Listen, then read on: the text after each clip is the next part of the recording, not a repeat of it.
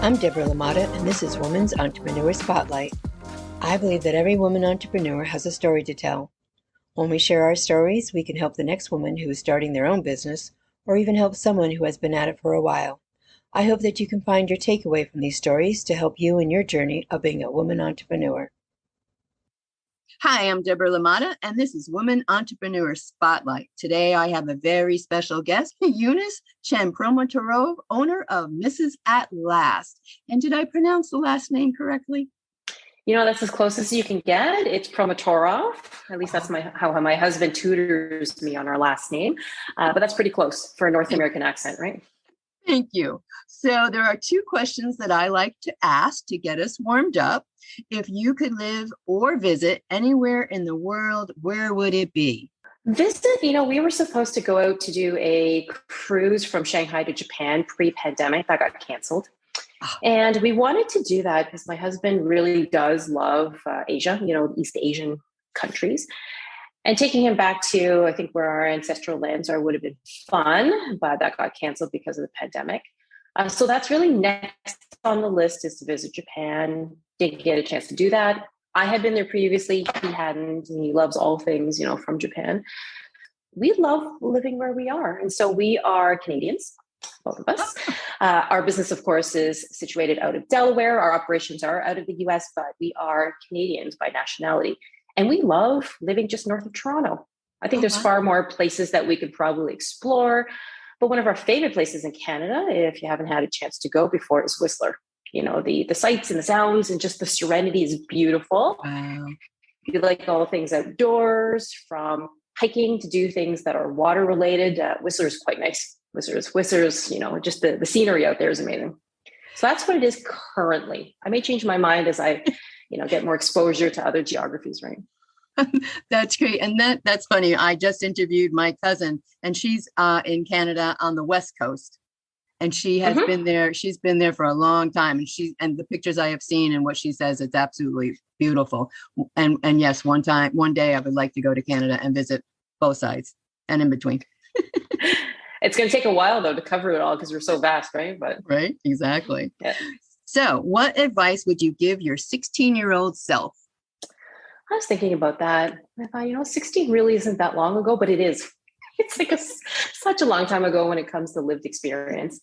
I think at that time I was just very sheltered and I didn't challenge the status quo. A bit tough though when you're 16 because you're still living with your parents, and how much can you challenge? But you're just trying to find yourself being a teenager, not quite an adult, but you feel like you are. I would say, be probably a little bit more bold and don't do what was stereotypical. So for me, 16 was back in the 90s.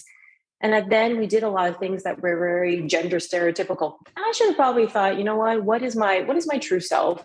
What is it that I would have liked to do and not conform to what other teenage girls were doing at that time? Right. And it's a very different time now where everyone's embraced for, inclusion and diversity is such a bigger thing. But back then it was different, even though I lived in Toronto, right?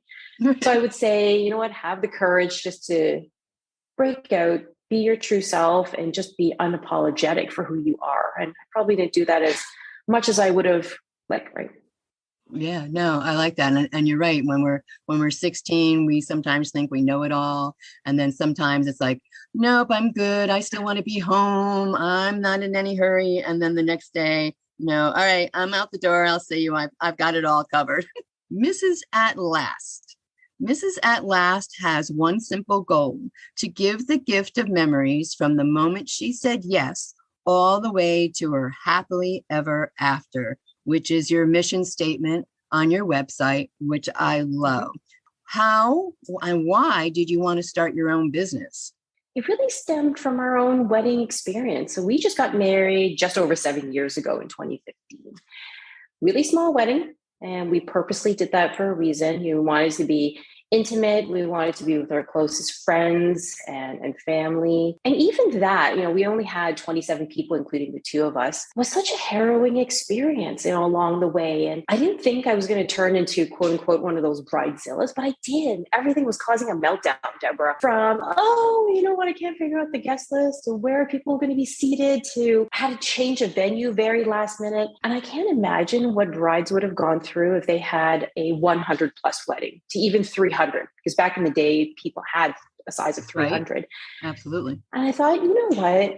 If well-meaning friends hadn't stopped to remind me and said, you've got to enjoy all the moments along the way and treasure all of that. Because if you go back and be stressed about every single thing, it's going to be a big blur from the time you were engaged until the wedding day itself. And that's just not worth it. And so this is why we wanted to come up with something to be able to bring back the celebration and joy into a bride's wedding journey. And that's what really differentiates us, Deborah, from some of the other bridal subscription boxes or wedding boxes. But for us, we don't feel it's just about the wedding planning. Have you actually stopped to celebrate your engagement truly? Getting a surprise in the mail to remind you about the planning process, or bridal showers. I'm going to be a bride at last. I want to be able to tell everyone how excited I am about that. But you spend too much time getting absorbed in the smaller details, as you should, but it just turns into a big stressful frenzy. And that's where this idea was born. We decided that we were going to start it pre-pandemic, got a bit slowed down because, 2 years of slowing down across the world when it came to suppliers and logistics made it quite a bit of a challenge. Oh my gosh. Yes. And we're thinking, even more so in a pandemic, that's an extra layer of stress that women weren't expecting. No. And I know a number of pandemic brides who were just out of their mind.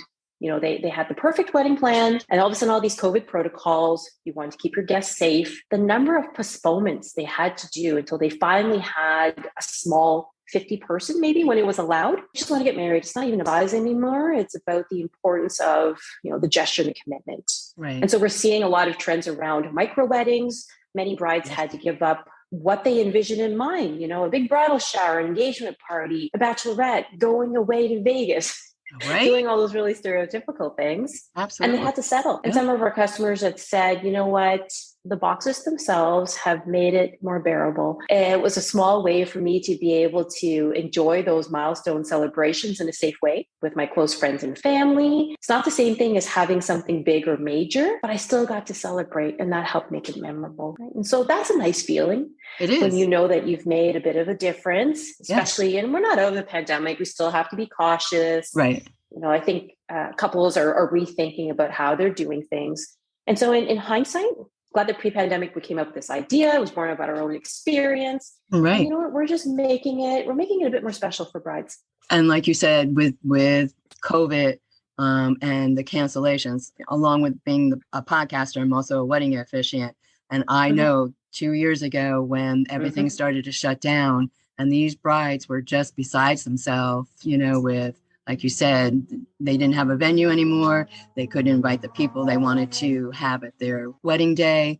And then to come fast forward and have something come out of it as good as Mrs. At Last, where we just do forget to celebrate why we're getting married and to celebrate that love. So giving that bride that Mrs. At Last subscription box, I think is a fantastic idea. Because as women, we always forget to take care of ourselves. Yes. Always last, right? Right. There's always some sort of other priority, especially for the bride. I think she will think about all the things that she'll want for the wedding. Yes. But it's all in the details. I want a live band. I want this type of food. But is it really for her? And I say broadly it is, but it's not a treat. No. And she may try to say, well, I bought the dress I wanted. And that does create memories, but this is a simple way, luxury. And I love surprises. I'm one for wrap it up for my birthday or for Christmas, if you observe. And even the fact that I know roughly what the idea might be, the fact that I get to tear it open, I love that feeling. And anytime I get something in the mail that I had forgotten I ordered, maybe from Amazon, or someone had shipped across the country because it was some sort of special occasion, I'm like, oh, what is this? And even though it's ugly and it comes in a brown wrapper, you love that over and over again. And so we've made it really an unboxing experience. It doesn't come in brown paper wrapping or anything at all. From the bubble mailer, we printed on a bow, to the whole box itself when you open it up with the tissues. It's really meant to appeal to your senses. And that way, when a woman gets it, she's like, oh, you know what? It's like it comes from a boutique. And it's Absolutely. all about the senses. And so we've taken a lot of time to craft all those details because we wanted it to be memorable. And that's exactly it.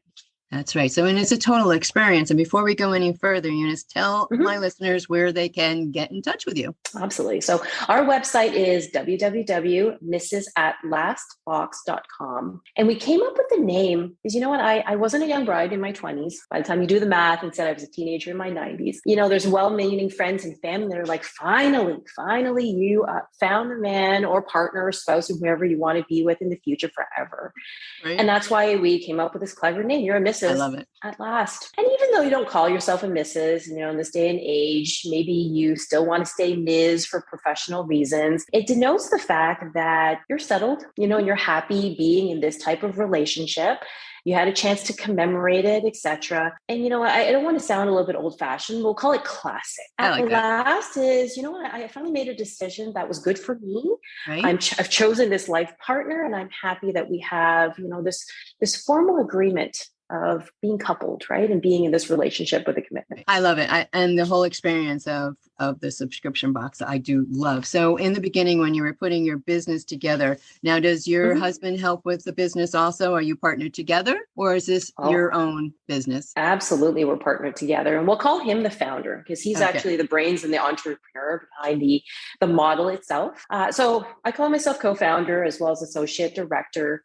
Although when it comes to speaking about the brand, I do more of this and telling our story. So we each have our own roles in what we do.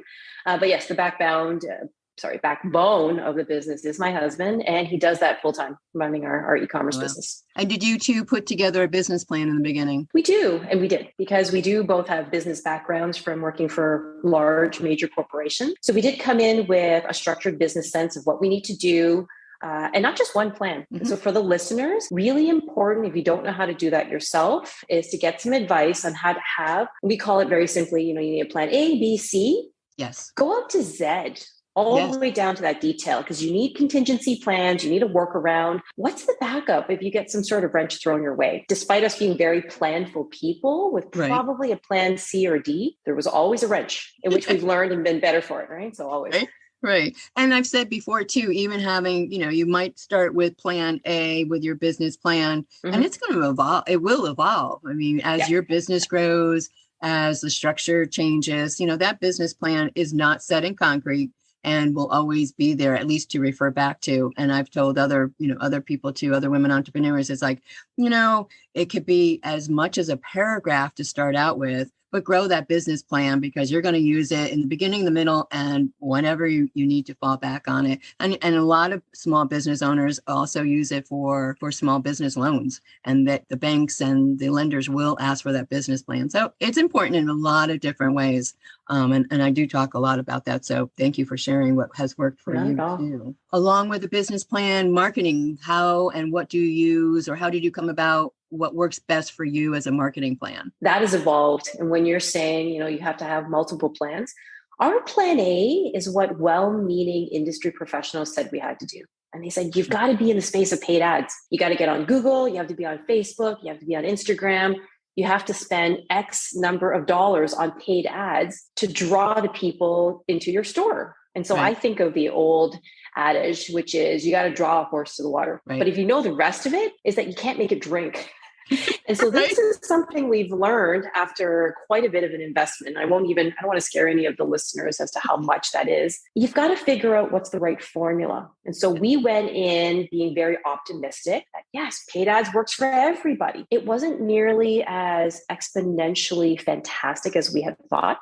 So we pulled back. And what we've been surprised about is that organic growth, word of mouth, old-fashioned way has worked far better. And so we are getting far more traffic by growing organically, whether it be on social media, et cetera. So that's our main marketing right now. And we kind of stopped and went, organic's free. And yet everyone said paid ads. And it's the consideration that marketing isn't necessarily what we remember from school or even in the last 5 years. It's really evolved quite a bit. So you do have to stay on top of trends, figure out how to find the people that you're looking for within your niche, and just be open to exploring beyond what you're being told is textbook. This is our biggest learning lately, actually. Yes, and you are not the only one who has expressed it like that. From where I started out, I didn't have a budget when I started out with my wedding business, so it Mhm. was referral, and it still is referral. And it really is the best type of marketing for you, is to get that referral, the review on your website. You have fantastic 5.0 reviews on your website, and that speaks volumes in itself. You know, when you have all those reviews and good reviews. I know you don't like to give away your secrets of what's in your boxes, but can you tell the listeners, one, how and where would they go to subscribe, and maybe just a little hint of what's in the boxes? Oh, happy to. Main website, this is at lastbox.com. We, of course, have our shop on Facebook, Pinterest, as well as Instagram, of course. So that's where most of our followers are seeing a lot of the traffic. Boxes, we've got 6 different themed boxes, all the way from engagement to the actual wedding day. Unlike some other boxes, you know, even though they have a theme, you'll find that there's a whole mishmash of items. We were very specific in making sure that we are curating items to that theme. And for the listeners, you know, you're listening in to the one who actually curated the box contents. It's very much from brides for brides. And much as I am a later in life bride, you can get married at whatever age. That's I right. did also check in with our target audience, you know, really 25 to say probably late 30s. Okay. Say, you know, what is it that you'd want with these themes? So this is how we made sure we got it right. It wasn't because Eunice thought this was the best thing. And if I did find something, I wanted to make sure that it wasn't a throwaway. Use Right. once, never And you're use it done. again, and you're done. Like certainly something that would be memorable as a keepsake, practical, very cute, but yet useful. That was really important to me as I was selecting and curating our items. So starting with the engagement box, everything that you need to be able to celebrate. So think different kinds of party favors, whether you want to do a bit of a celebration, announce your nuptials or your recent engagement, or if you just want to blow up everything and hang things at your home. That way you can bask in the excitement that, you know, you just said yes. A number of practical things. So I will give a little bit of a sneak peek. I have found this amazing ring holder from one of our suppliers. And in my mind, I think an engagement ring or even your wedding band should be placed in a dish. I thought, but that's so commonplace.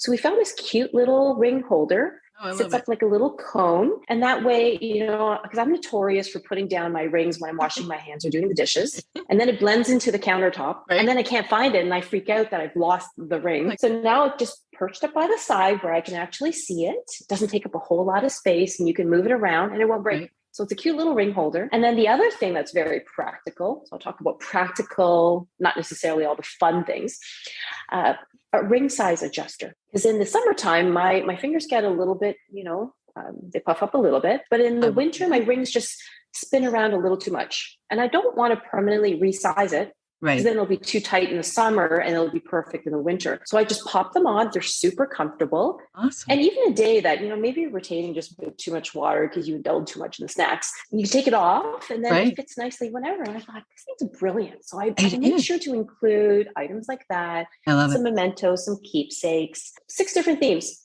from engagement to the big day and I everything in love it. between.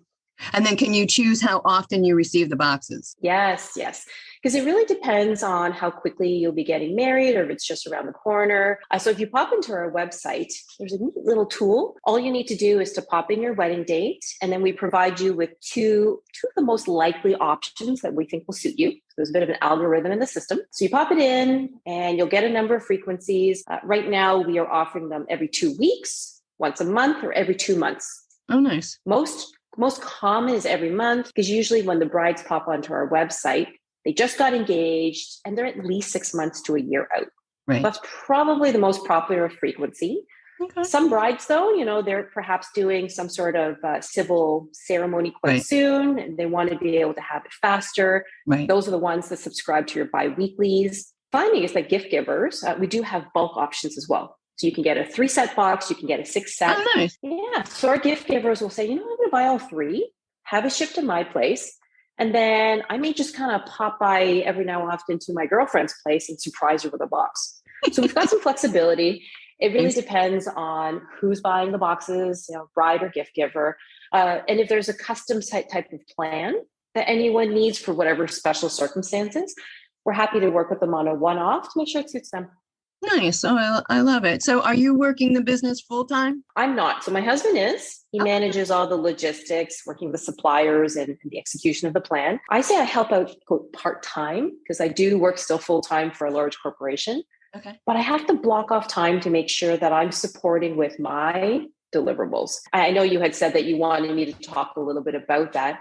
And so I carve away time on evenings, during evenings, Okay. to make sure that I cover off the tasks that I've agreed that I'm going to do, Right. take a look at my deliverables, whom do I have to follow up with, and weekends, aside from household chores and family Right. shares, I block away my time to make sure I'm lined up well for the next week. Yeah, because you have to do You've that. got to be disciplined. Yes, absolutely. Absolutely. I know I have talked to some other entrepreneurs and they're trying to figure out how to do that. And it's basically get that calendar out, mark off the time on it, check it every day, every week, whatever time you're going to put aside for it, because it will get away from you. And having that visual in front of you does make a difference. You may not stick to it, but at least you'll get close to it. I like to think that mine is an aspirational list of things that must be done. And then I prioritize them to say, how long will this take? I try to do it first before I get to the other things. But it becomes this big master list of juggling, what needs to be done with the house, what needs to be done with the full-time job, and then supporting the family, the family business. And sometimes you just have to juggle to say, what is the pressing priority? Who or what motivates you?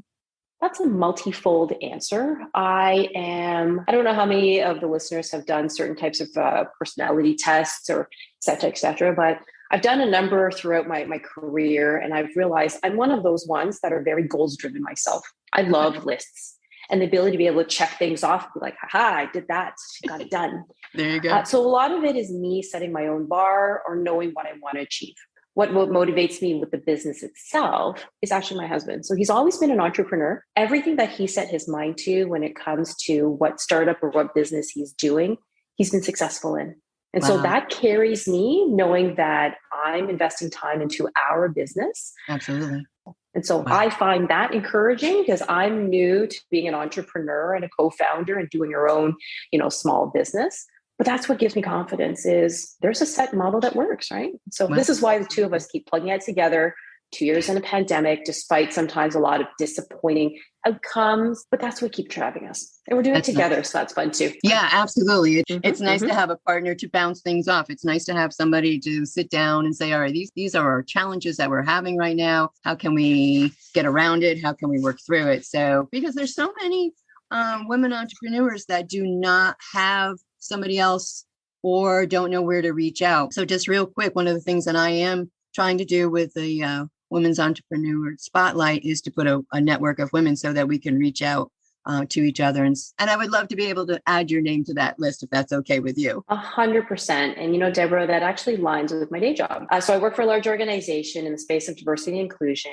And my area of focus or my portfolio is women in leadership, however you define yourself as a leader. And so it's about women's representation, women's equity, and how do we help support each other, perhaps in the form of mentorship or peer guidance, so that we can all raise each other up and succeed. And so I would love to. Thank you for including me, because that just comes full circle, right? Thank you. Absolutely. And as I do these interviews, it's funny how there's always a piece of the person I'm interviewing that I connect with on some level. And so raising each other up is so important because, again, going back to saying we don't even take the time for self-care, we also sometimes forget to help each other in any way that we possibly can. So thank you and kudos to you. Has there been a downside of your business that you wish you could have changed or could change? And if you had a downside in the beginning, what would you have done differently to make it work better? The whole downside was COVID. Oh, we wish right. we could have launched sooner.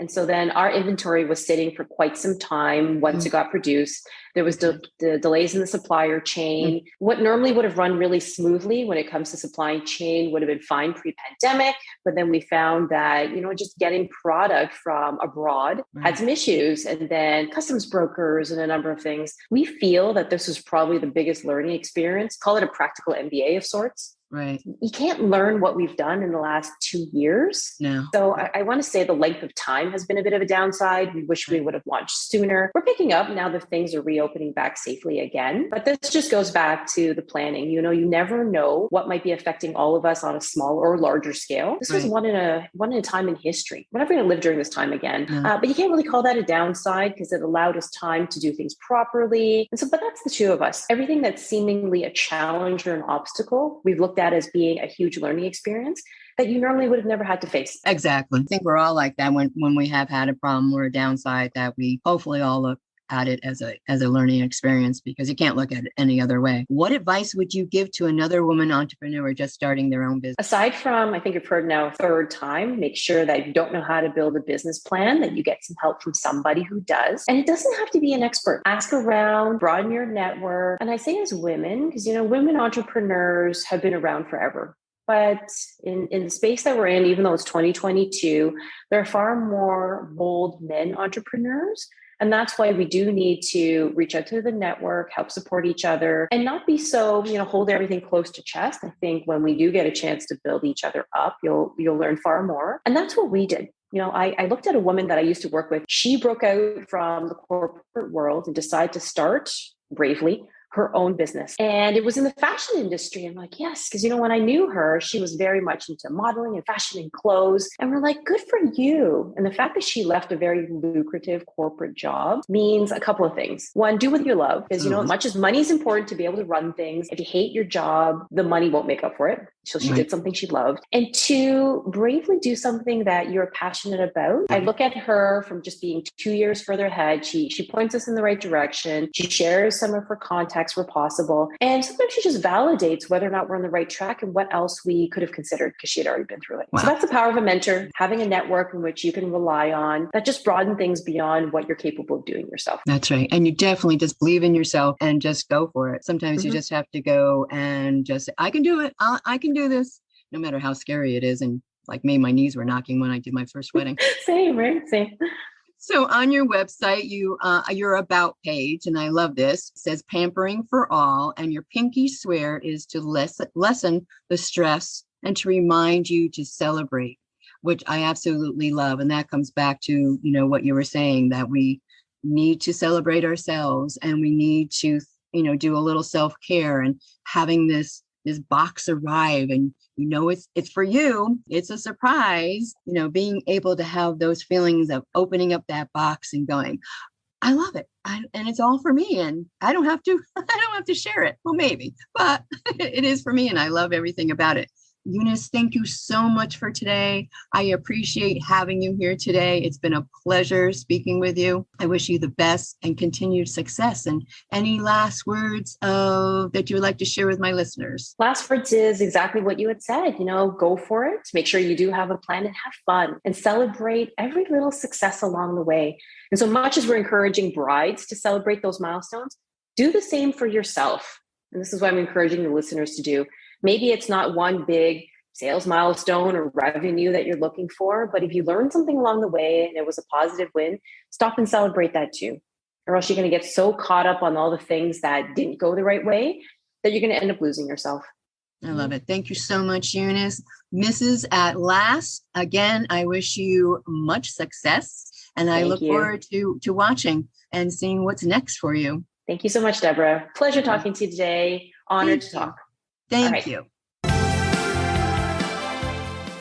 Thank you for listening to Women Entrepreneur Spotlight. I hope you've enjoyed this episode. For updates on my next interview, follow me on Facebook at Woman Entrepreneur Spotlight. Until then, keep being awesome.